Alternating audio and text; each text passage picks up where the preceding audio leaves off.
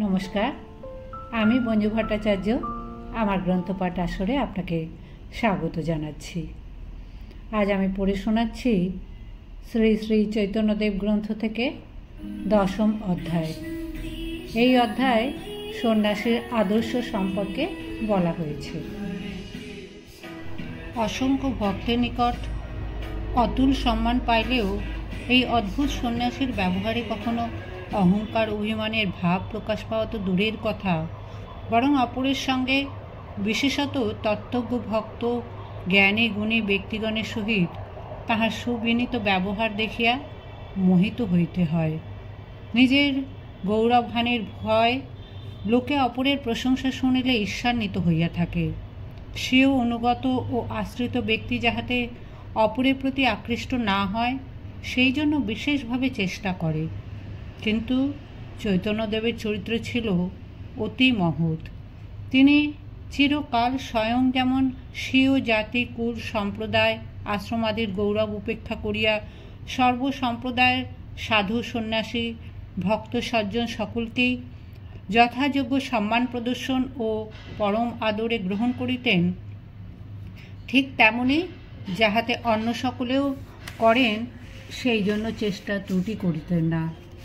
তিনি সম্মুখে তত্ত্বজ্ঞানী ভক্তগণের উচ্চ প্রশংসা করিয়া সকলের চিত্ত আকৃষ্ট করিতেন। এমনকি কোনো কোনো সময় জিজ্ঞাসু ব্যক্তিবিশেষকে স্বয়ং উপদেশ না দিয়া উপযুক্ত বিবেচনা করিলে অন্য যোগ্য ব্যক্তির নিকট পাঠাইয়া দিতেন। এখানে এইরূপ একটি ঘটনার উল্লেখ করিব। প্রদ্যুম্ন মিশ্র নামক জনৈক পণ্ডিত সদাচারী ভক্ত ব্রাহ্মণ চৈতন্যদেবের নিকট ভক্তিমার্গের উচ্চ তত্ত্ব ও সাধন ভজন প্রণালী জানিবার জন্য বিশেষ আগ্রহ প্রকাশ করিতে থাকেন। মিশ্রকে উপযুক্ত অধিকারী দেখিয়া তাহার মন প্রসন্ন হইল। তিনি রামানন্দ রায়ের নাম করিয়া ভক্তিতত্ত্বে তাহার উচ্চ অধিকারের কথা বলিয়া মিশ্রকে রায়ের নিকট হইতে ওই সকল বিষয় শিক্ষা করিতে বলেন। অগত্যা মিশ্র তাহার আদেশ অনুযায়ী রায়ের সঙ্গে দেখা সাক্ষাৎ ও কথাবার্তা বলিবার জন্য একদিন রায়ের ভবনে গিয়া উপস্থিত হইলেন। রায় তখন বাটিতে ছিলেন না। ভৃত্যের নিকট অনুসন্ধান করিয়া মিশ্র জানিতে পারিলেন রায় নির্জন বাগান বাটিতে বসিয়া দুইটি কিশোরী দেবদাসীকে নৃত্য গীত ও অভিনয় আদি শিক্ষা দিতেছেন। ভৃত্য তাহাকে সম্মান প্রদর্শনপূর্বক বসিবার আসন প্রদান করিল এবং করজোড়ে জানাইল একটু অপেক্ষা করিলেই রায়ের সঙ্গে দেখা হইবে, তিনি শীঘ্রই আসিতেছেন। মিশ্র অপেক্ষা করিলেন বটে, কিন্তু দেবদাসীকে নৃত্য গীত অভিনয় আদি শিক্ষা দেওয়ার কথা শুনিয়া মনে বিরক্তি জন্মিল এবং এরূপ লোকের নিকট চৈতন্যদেব কেন পাঠাইয়াছেন ভাবিয়া পাইলেন না। কিছুক্ষণ পরে রায় আসিয়া উপস্থিত হইলেন এবং ভক্তি সহকারে মিশ্রের চরণ বন্দনাপূর্বক আগমনের কারণ জিজ্ঞাসা করিলেন। মিশ্র তাহার নিকট স্বীয় অন্তরের ভাব প্রকাশ করিলেন না। অপর প্রসঙ্গে কিছুক্ষণ আলাপাদি করিয়া বিদায় লইলেন। মিশ্রের অন্তরে খুবই দুঃখ জন্মিয়াছিল। পরে চৈতন্যদেবের সঙ্গে দেখা হইলে তিনি রায়ের সহিত দেখা সাক্ষাতের বিবরণ শুনিতে চাহিলেন। মিশ্র তখন বিমর্ষভাবে উত্তর দিলেন, রায় দেবদাসীগণকে নৃত্যগীত শিক্ষা দিতে ব্যস্ত থাকায় আলাপ আলোচনার সুবিধা হয় নাই, আর এমন লোকের নিকট তত্ত্বকথা শুনিতে প্রবৃত্তিও আমার হয় নাই। চৈতন্যদেব মিশ্রের অন্তরের কথা বুঝিতে পারিয়া তাহাকে রায়ের উচ্চভাবের পরিচয় প্রদান করিয়া বলিলেন, রায় দেবদাসীগণের প্রতি সেব্যভাব আরোপিয়া করেন সেবন, স্বাভাবিক দাসীভাব করে আরোপণ।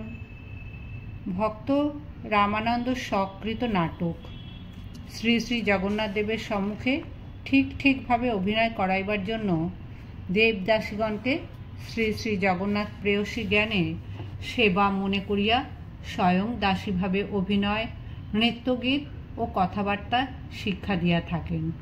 তত্ত্বজ্ঞানে রামানন্দের নির্বিকার চিত্তে ইহাতে বিন্দু মাত্র চাঞ্চল্য হয় না। এইরূপ ব্যক্তি সংসারে দুর্লভ। ইহারাই প্রেম ভক্তির প্রকৃত আচার্য। আমি নিজে রায়ের নিকট ভক্তিতত্ত্ব শ্রবণ করি। যদি তোমার প্রেম ভক্তিতত্ত্ব জানিবার জন্য বাস্তবিকই আগ্রহ জন্মিয়া থাকে, তবে তাহার নিকট পুনরায় যাও এবং আমি পাঠাইয়াছি বলিয়া উল্লেখ করিও। মুক্ত কণ্ঠে রামানন্দের প্রশংসা করিয়া চৈতন্যদেব উপস্থিত ভক্তগণকে লক্ষ্য করিয়া বলিয়াছিলেন, আমি তো সন্ন্যাসী, আপনা বিরক্ত করি মানে দর্শন দূরে প্রকৃতির নাম যদি শুনি, তবহি বিকার পায় মোর তনু মন, প্রকৃতি দর্শনে স্থির হয় কোন জন।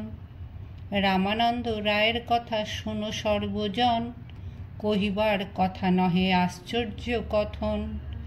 একে দেবদাসিয়ার সুন্দরী তরুণী, তার সব অঙ্গ সেবা করেন আপনি। নির্বিকার দেহ মন কাষ্ঠ পাষাণ সম, আশ্চর্য তরুণী স্পর্শে নির্বিকার মন। এক রামানন্দের হয় এই অধিকার, তাতে জানি অপ্রাকৃত দেহ তাহার। তাহার মনের ভাব তিহ জানে মাত্র, তাহা জানিবার দ্বিতীয় নাহি পাত্র। চৈতন্যদেবের মুখে রায়ের বিশেষ প্রশংসা অত্যদ্ভুত সেবার কথা শুনিয়া প্রদ্যুম্ন মিশ্রের বিস্ময় জন্মিল। মিশ্রের অন্তরে রায়ের মহিমা দৃঢ়রূপে মুদ্রিত করিয়া চৈতন্যদেব ভাগবত হইতে শুকদেবের বাণী আবৃত্ত করিলেন এবং বলিলেন, ভগবান বিষ্ণু ব্রজবধূগণের সহিত যে সমস্ত ক্রীড়া করিয়াছিলেন, শ্রদ্ধা ভক্তি সহকারে যিনি তাহা শ্রবণ অথবা বর্ণন করেন, ভগবানে তাহার পরা ভক্তি লাভ হয় এবং হৃদরোগ কাম অচিরে বিনষ্ট হইয়া যায়। রায়ের অন্তরের ভাব ও উচ্চ অবস্থার কথা শুনিয়া প্রদ্যুম্ন মিশ্র তাহার প্রতি শ্রদ্ধান্বিত হইলেন এবং চৈতন্যদেবের উপদেশ অনুযায়ী পরে আর একদিন তাহার আলয়ে গমন করিলেন। মিশ্র সেদিন সকাল সকাল উপস্থিত হইয়া রায়বাগানে যাইবার পূর্বেই দেখা করিলেন এবং চৈতন্যদেবের নাম করিয়া স্বীয় অভিপ্রায় জানাইলেন। তাহাকে যথোচিত সম্মান প্রদর্শনপূর্বক পরম সমাদরে গ্রহণ করিলেও রায় নিজে শূদ্র হইয়া ব্রাহ্মণকে তত্ত্বকথা শুনাইতে প্রথমে সম্মত হইলেন না।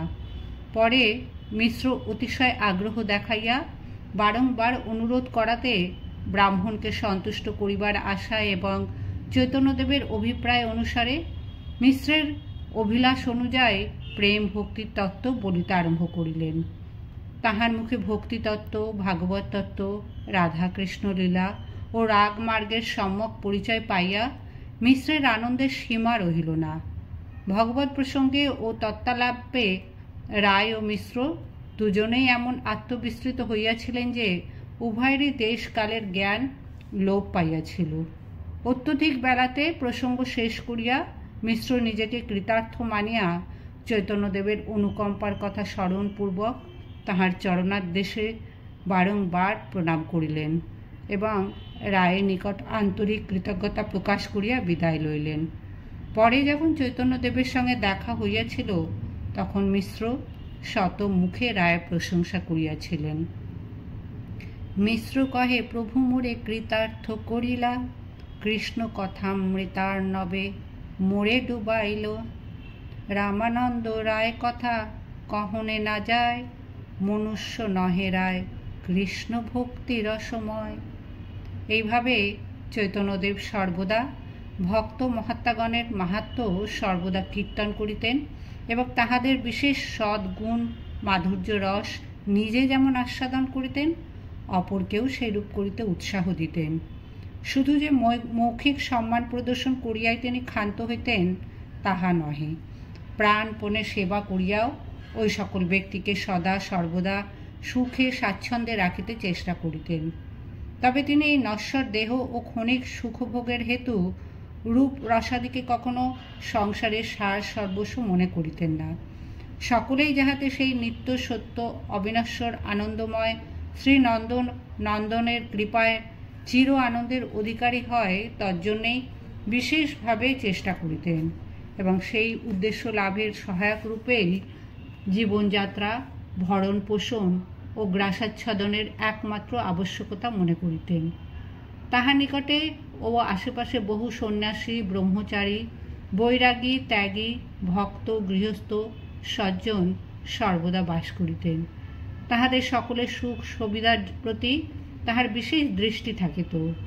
শ্রীমৎ পরমানন্দ, ব্রহ্মানন্দ প্রমুখ সন্ন্যাসীগণ, দামোদর স্বরূপ, গদাধর, জগদানন্দ প্রভৃতি ব্রহ্মচারীগণ, হরিদাস, রঘুনাথ প্রভৃতি ত্যাগী ভক্তগণ, গোবিন্দ, কাশীশ্বর প্রভৃতি সেবকগণ, যাহারা সর্বদা কাছে কাছে থাকিতেন, এবং শ্রীরূপ, সনাতন প্রভৃতি যাহারা সাময়িকভাবে আসিয়া থাকিতেন, তাহা ছাড়া রথযাত্রা ও অন্যান্য সময় সমাগত ভক্তমণ্ডলী সকলেরই সুখ স্বাচ্ছন্দ্যের জন্য তাহার বিশেষ আগ্রহ ও চেষ্টা দেখিতে পাওয়া যাইত। এই সম্বন্ধে অনেক ঘটনাই পাঠক জ্ঞাত হইয়াছেন।